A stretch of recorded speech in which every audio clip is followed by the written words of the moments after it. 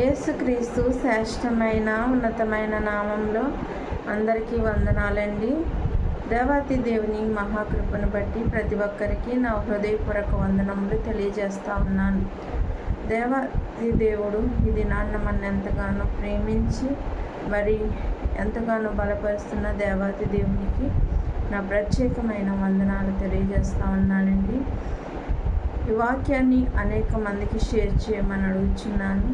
దేవాతి దేవుడు ఈ దినాన్న మనతో మాట్లాడుచున్న అంశం ఏమంటే, దేవుని ప్రేమ ఎలాంటిదో నీకు తెలుసా?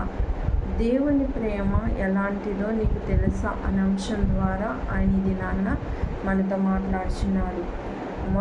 మొదటి యోహాను పత్రిక 4వ అధ్యాయము 15వ వచనము.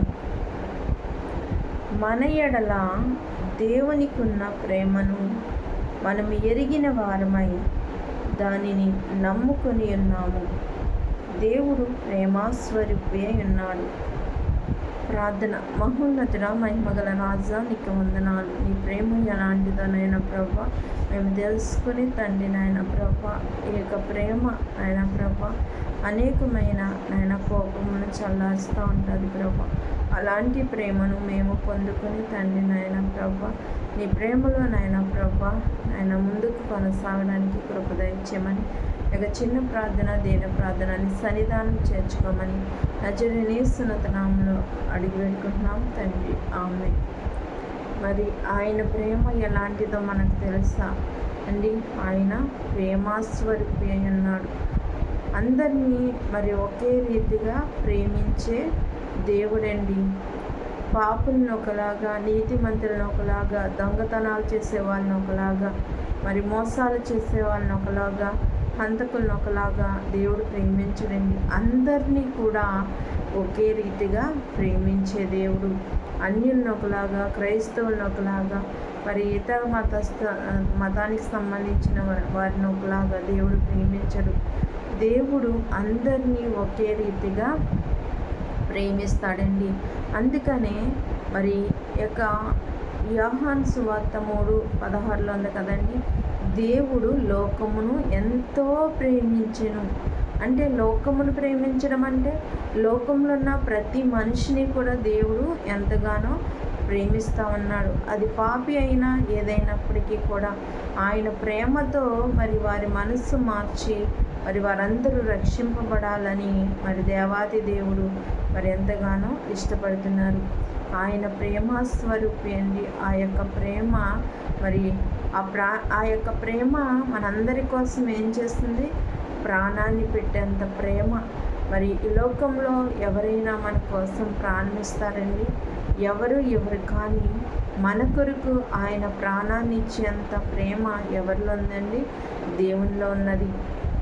ఈ లోకంలో రకరకాలైన ప్రేమలు ఉంటాయి.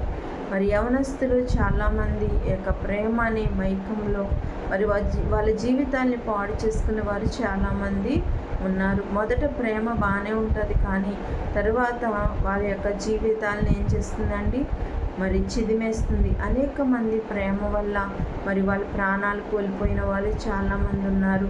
మరి 9 మాసాలు మోసి కని పెంచి పెద్ద చేసిన తల్లిదండ్రులు ఆ సమయమందు వాళ్ళకి జ్ఞాపకం రారండి. ఆ ప్రేమే జ్ఞాపకం వస్తుంది. మరి ప్రేమించిన అమ్మాయి కోసమో లేకపోతే ప్రేమించిన అబ్బాయి కోసమో ప్రాణాలు తీసుకునేవారు చాలామంది ఉన్నారు. అది నిజమైన ప్రేమ కాదండి. నిజమైన ప్రేమ ఏం చేస్తుంది? త్యాగాన్ని కోరుకుంటుంది. అంటే నేను ప్రేమించిన అమ్మాయి లేకపోతే నేను ప్రేమించిన అబ్బాయి ఎక్కడున్నా కూడా సంతోషంగా ఉండాలి, ఆనందంగా ఉండాలని కోరుకోవడమే నిజమైన ప్రేమకి నిదర్శనమండి.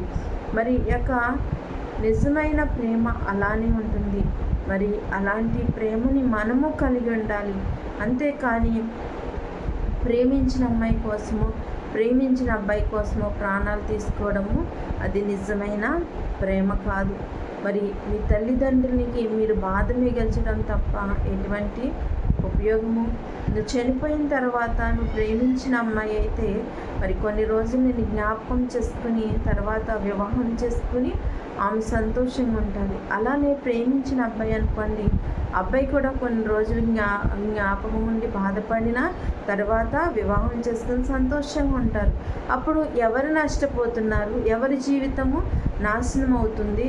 ఎవరు మరి ఏ కుటుంబ సభ్యులు బాధపడుతూ ఉంటారండి? ఎవరైతే మరి ప్రాణాలు తీసుకున్నారో వాళ్ళ తల్లిదండ్రులు బాధపడుతూ ఉంటారు. మరి ఒక బిడ్డను కోల్పోయాననే వేదన వాళ్ళకి బ్రతికినంత కాలము ఉంటుంది. అంతేకాని ప్రేమించిన అమ్మాయికో అబ్బాయికో అటువంటి బాధ ఉండదు. అలాంటి ప్రేమను మనం ఇష్టపడేవారిగా కాకుండా మరి నిజమైన ప్రేమ, శాశ్వతమైన ప్రేమ అండి దేవుని ప్రేమ. ఆయన శాశ్వతమైన ప్రేమతో నిన్ను ప్రేమించుచున్నాను, విడువక నీ ఎడల కృప చూపించుచున్నాను అంటున్నాడు. దేవుని ప్రేమ ఎలాంటిదండి? శాశ్వతమైన ప్రేమ.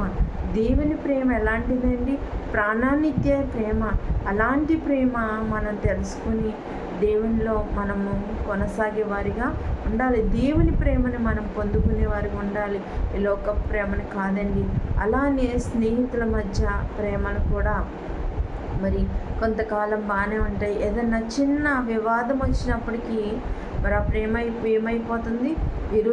విరోధమైపోయి మరి కొట్లాటల వరకు వెళ్ళిపోయి మరి ఒకరికొకరు ఏం సంబంధం లేని వారుగా మారిపోతూ ఉంటారు. అలాంటి ప్రేమ స్నేహితుల ప్రేమ అయినా, బంధువుల ప్రేమ అయినా, మరి స్నేహితుల మధ్య ప్రేమ, మరి బంధువుల మధ్య ప్రేమ, ఏ ప్రేమైనా కూడా భార్యాభర్తల మధ్య ప్రేమ, ఏ ప్రేమైనా శాశ్వతమైన ప్రేమ కాదు.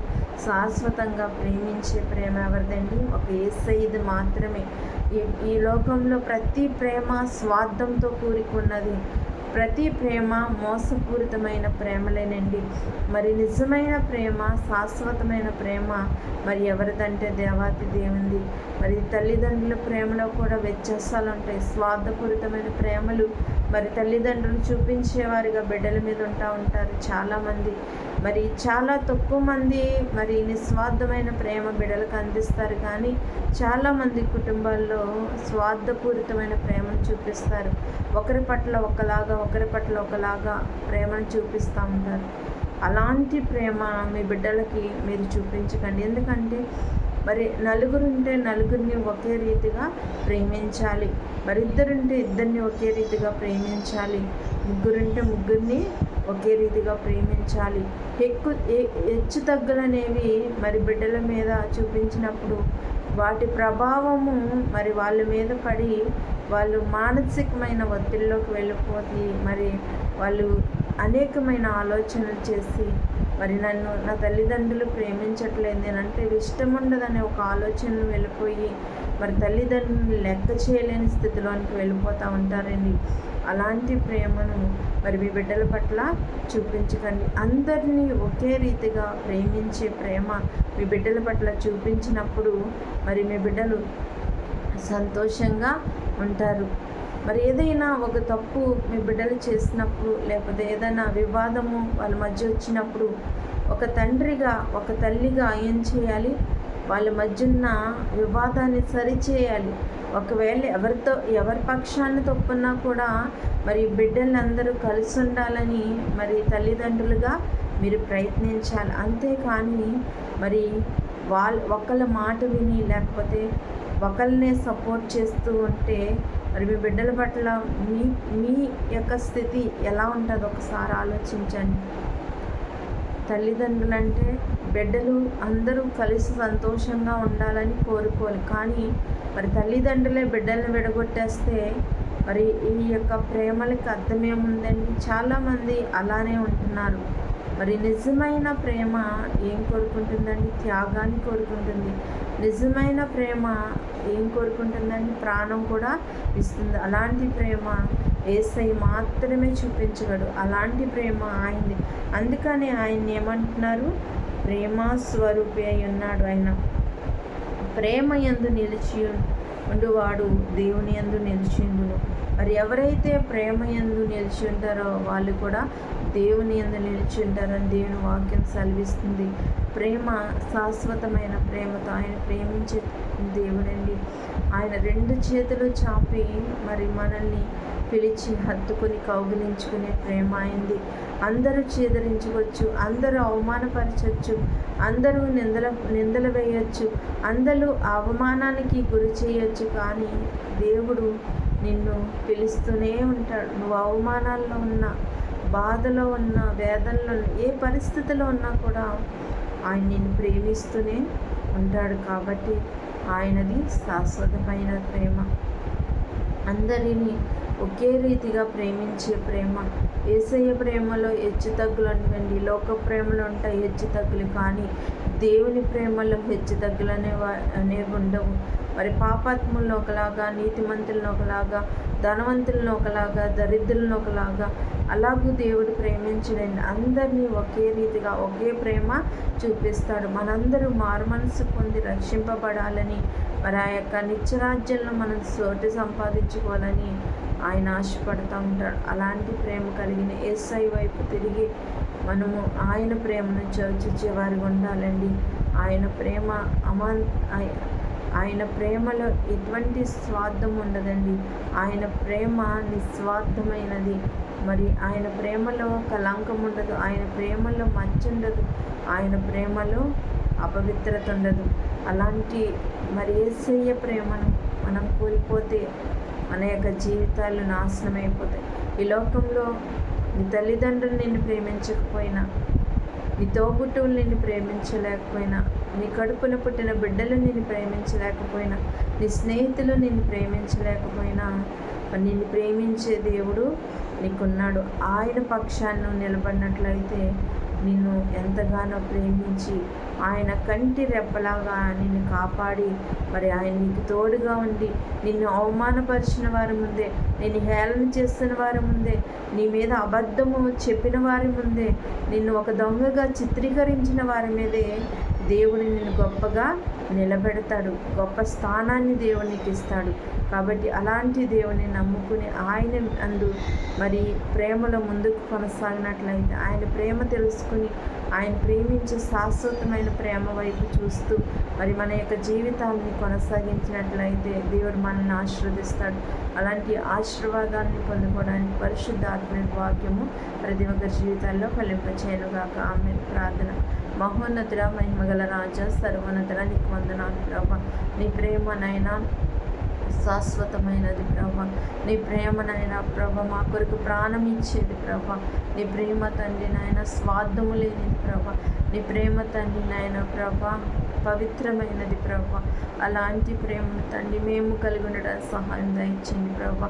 నాయన ఏ స్వార్థము లేని ప్రేమతో ప్రేమించే దేవానికి వందనాలు, స్తోత్రాలు నాయన. ఈ లోకమునైనా నాయన ప్రేమ శాశ్వతమైనది కాదు నాయన, స్వార్థంతో కూడుకుని ఉన్నది నాయన ప్రభా. నాయన ఈ లోక ప్రేమ నాయన వైపు చూడకుండా నాయన నీవు చూపించే ప్రేమ వైపు నాయన మేము తిరిగి నాయన నువ్వు ఇచ్చే ఆశీర్వాదాలు పొందుకోవడానికి నాయన కృప చేయమని నాయన ఈ యొక్క చిన్న ప్రార్థన దేని ప్రార్థన సన్నిధానం చేర్చుకోమని నజరేయుని యేసు నామమున అడుగుచున్నాం తండ్రి. ఆమేన్. అందరికీ వందనాలు.